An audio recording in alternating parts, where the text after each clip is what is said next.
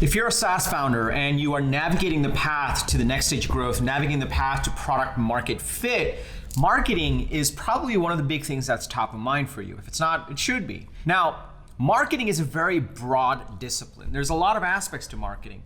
And one of the aspects of marketing, which is the most important aspect in this early stage of building your SaaS business, but is often ignored, is product marketing.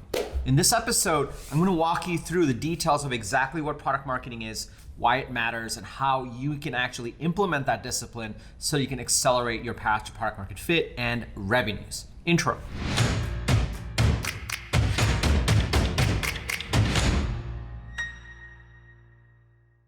What's up, everybody? Welcome to Unstoppable. I'm TK. On this channel, I help SaaS founders like you navigate the path to the next stage of growth with an unstoppable strategy.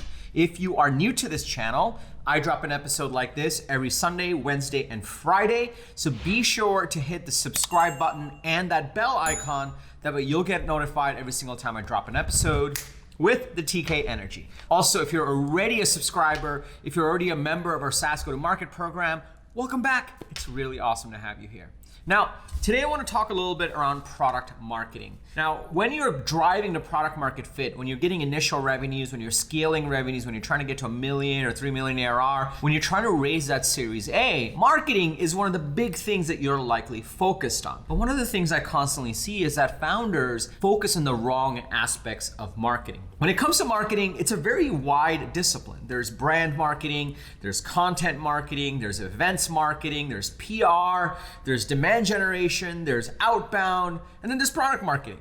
And it's very easy to focus on the wrong aspects of marketing. Turns out when you're driving to product market fit, when you're trying to get revenues going and scaling in the early stages, the one discipline of marketing that matters the most is actually product marketing.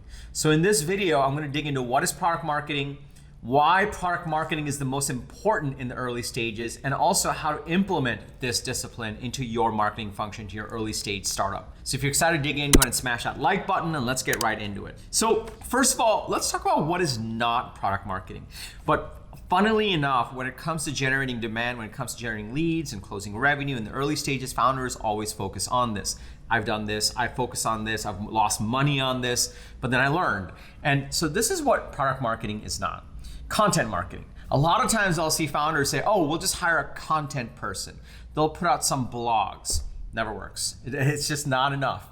Other people I see will download a tool like Outreach or one of the many hundred outbound sales email tools that exist, and they'll do the spray and pray on outbound. And almost always when I talk to founders that are applying to join our go-to-market program, they're like, yeah, we did outbound, we sent out all these emails, but it didn't do anything. And outbound spray and pray is like having a giant gun and shooting the gun at all kinds of things, but the bullets are really bad. That's what you get. So that's not the right way to do product marketing and early stage marketing either.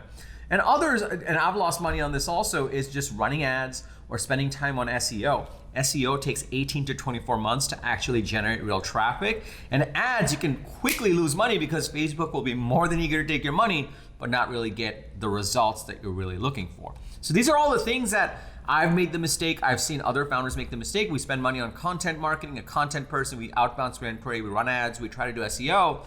But none of those things really generate demand. None of those things really get you the revenue you're looking for in the early stages. So this is what you shouldn't be doing. Product marketing, on the other hand, this is what product marketing really distills down to. Now, here's what product marketing really is. Product marketing is messaging. It is positioning. It is actually talking and fleshing out what your features are and what the benefits of those are. And it is thinking about differentiation and competition and framing this messaging and positioning so you differentiate from the rest of the market and the competitors. That is what product marketing is. And if you start to think about it, if you just jump into content, outbound, ads, and SEO, but you don't do the product marketing pieces, these specific pieces, can you start to see why you'll spend a lot of effort here, but it'll completely miss the mark because you haven't done the core work. You haven't done the hard work of what product marketing really is. So that's what product marketing really is, right? And you're starting to see the difference, why it matters in the early stages. This is everything in the early stages. Your messaging, your strategic messaging is everything. Your positioning is everything. Your benefits and features, this is everything. This is what matters the most. So that's principle number one. It's like, you got to understand what product marketing is and why it matters and why the other disciplines of marketing aren't as important. Principle number two is you got to understand where product marketing really fits. With product marketing, you think about your standard sales and marketing funnel. First, what you're doing is you're trying to attract people in your ICP. Then you're trying to convert them to actual leads so that they become known, and then you're trying to close them.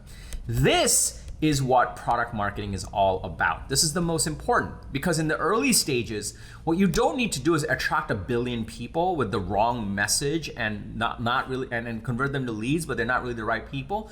What you really need to focus on is how do you close the people that absolutely should buy. You start small over here, and then you start to expand up to these other disciplines.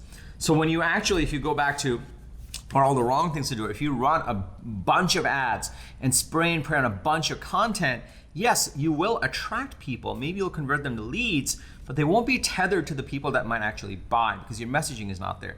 You're not attracting a specific group of people. You're not telling them the specific differentiated story. Your message is not, not talking about the features in the right way.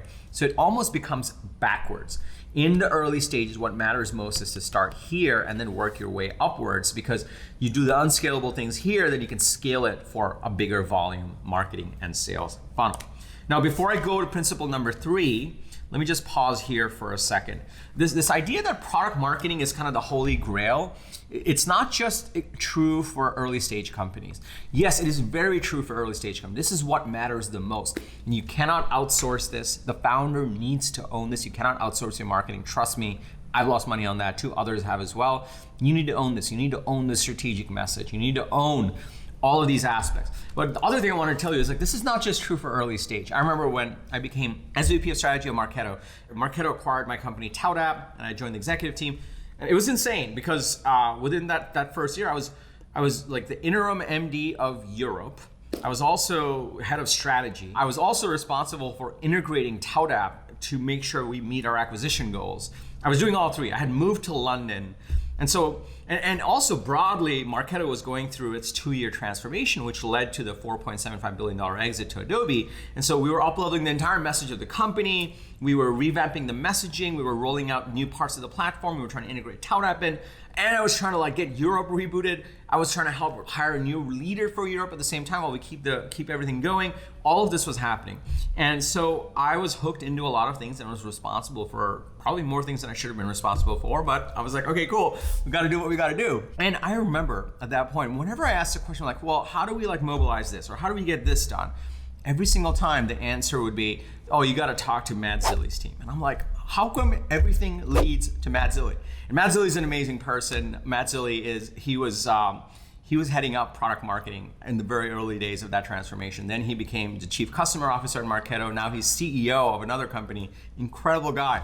But all roads led to his tiny team, even though Marketo had 100% marketing organization. And I was like, what is going on? How come it's always his team? The answer was simple. Part of it was Matt Zilli's amazing and he's the smartest guy in the room. But the other answer was he ran product marketing.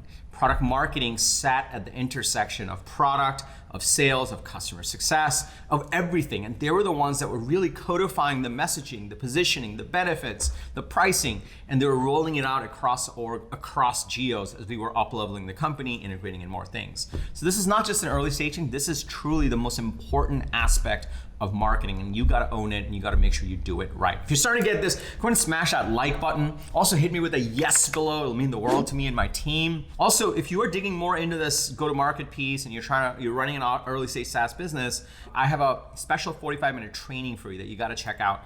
I'll tell you more about it at the end of this video, but let's go back to principle number 3. Principle number 3 is okay, if you are believing okay, product marketing is super important and I don't wanna do all of this stuff. I don't want to hire the content person or outsource it. I don't want to just do outbound spray and pray. I don't want to just waste a lot of money on ads. What I really want to do is focus on closing deals and really getting the messaging right and the positioning right. If you're like, all right, I'm in, how do I do this? Principle number 3 is how do you implement it, right? How do you actually implement product marketing and these disciplines into your function? How do you own this? And remember, you cannot outsource marketing. You just can't. So how do you do this? There's 3 things you really need to focus on. And the first thing you need to focus on is what is your ICP and the research around that ideal customer profile.